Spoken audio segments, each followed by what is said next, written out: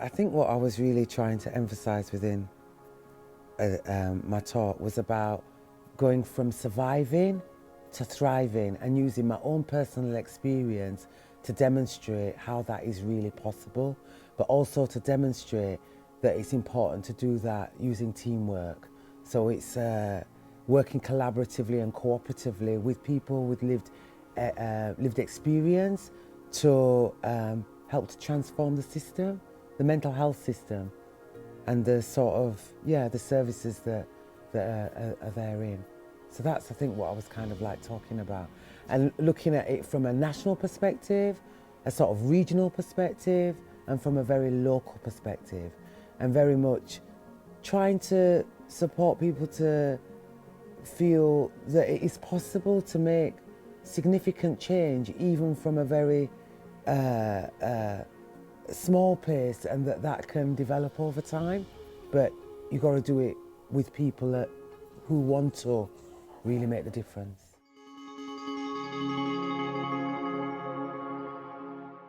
As I said already, working closely with the communities that you serve in, the populations that you serve in, working with it in a real respectful and dignified way, actually really listening to them and working collaboratively with them, and especially when it's you're dealing with diverse communities that have disproportionate experiences of the mental health system and that have experiences of multiple disadvantages and multiple discriminations, including racism, unconscious bias, all these kind of like things that actually are reflected in what the quantitative data says, that we can't avoid that any longer, and we have to look at ourselves and the services that we're providing wherever you are within the system, and look at, are we doing the right thing, are we doing enough in order to be to contribute to the healing process of what it is that we say that is what we do. Is it that really what we do, or are we doing something different? So there's something about being more self-aware about what it is that we do.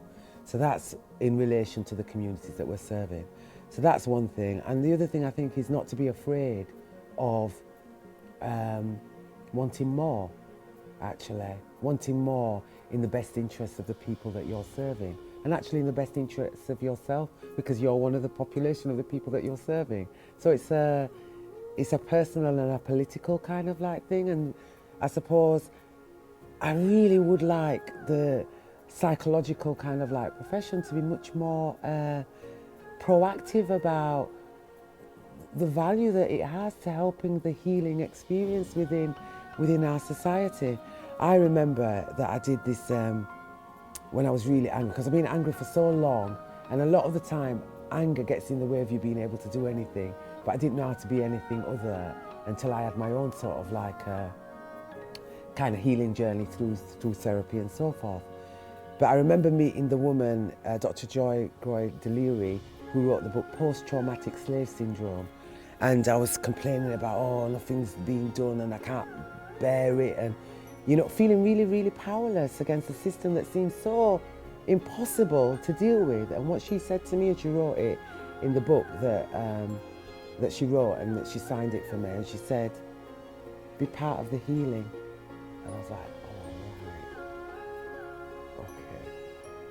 So every time I kind of get really like, I'm all critical and I want to be all critical and whatever, and there's a place for that, but one's got to balance it with opening to one mind to what are the possible kind of like solutions that can contribute towards the healing. I suppose that's another message. So everybody has to take responsibility. You identify the problem, but you also have to identify what the challenge is and what the responses, what are the things that might help to heal. And I like the idea of the system working closely with its community to do that kind of like process. So, because none of us are the font of all knowledge on everybody else's experience. So what kind of something is that? Anyway, that's really quite oppressive, actually. So, yeah, be part of the healing. I like it, and it kind of helps to guide me. You get little nuggets, don't you, along the way, and that's one of the ones that challenges, challenges me, And the other thing is, you got to find your crews, man. You got to find your little crews. There are people everywhere that are like-minded, that are fed up with like doing the thing the same old way, doing it without any sort of like purpose or vision, because they came on board with purpose and vision and then they find themselves in a system that's like just kind of replicating itself because it's under immense pressure and immense strain. But actually, if you find your little crews of people that really are really enthusiastic and passionate like yourself, and working with difference as well. It's not just all you're all the same kind of replicants of one another, but actually getting that dynamic that's amongst difference is a beautiful thing. It's a beautiful thing. And I love my crews. We're all in love. That's the thing. And we're all frightened about talking about love. But we love one another, we do. I've got one little crew, we call them the Wonder Women, you know? And we've got a little WhatsApp group called the Wonder Women. And we're just constantly encouraging and supporting and sharing and nurturing one another. And it gives us strength to deal with what's very, very, very, very challenging, you know? And yet the circle of influence through that is widening and widening, growing wider and wider. And those people that used to say it's impossible are now caught up in wanting to be involved in the possibility.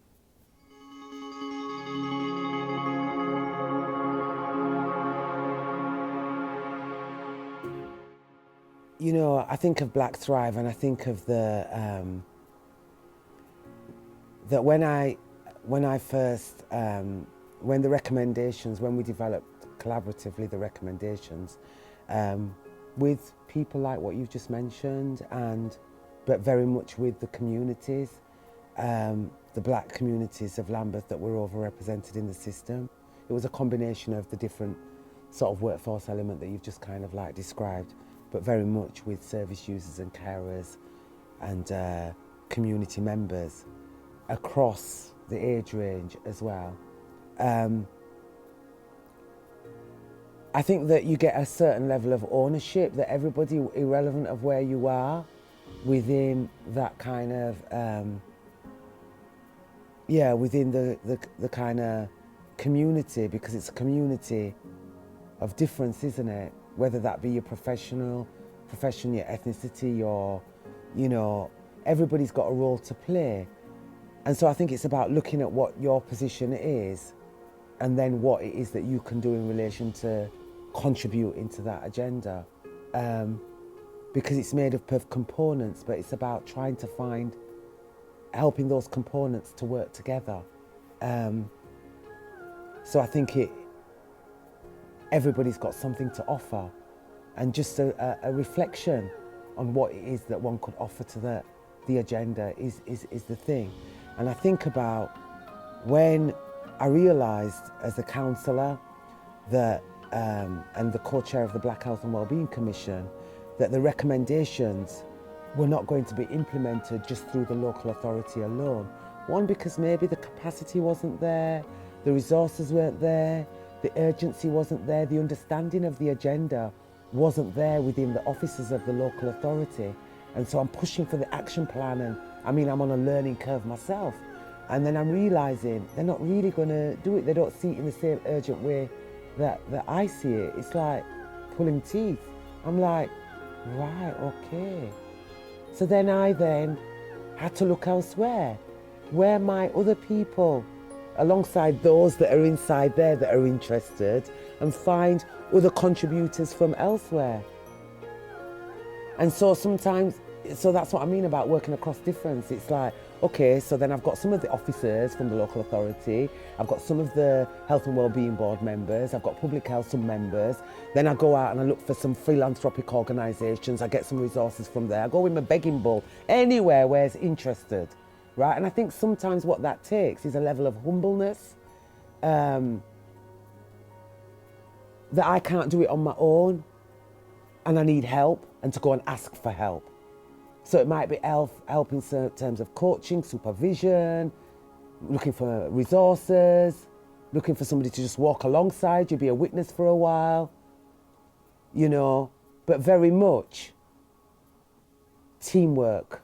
And teamwork is not just on one part of the hierarchy. And in fact, what we need to do is reduce the dissonance across this kind of hierarchy and look for a more systemic, inclusive kind of approach to making a difference in this regard and to the healing of our societies and our communities, because These are where we live. Might we want it any other way? I don't get it, you know? And I've always been on that. My first dissertation was like, what's going on? What is going on? What is going on? I'm not getting it. Can somebody please educate me, please, about what's going on? But now I realise that, you know, yeah, we can get on and we can make it different, but it's together. That's what I'm into, and that's what Black Thrive is really about.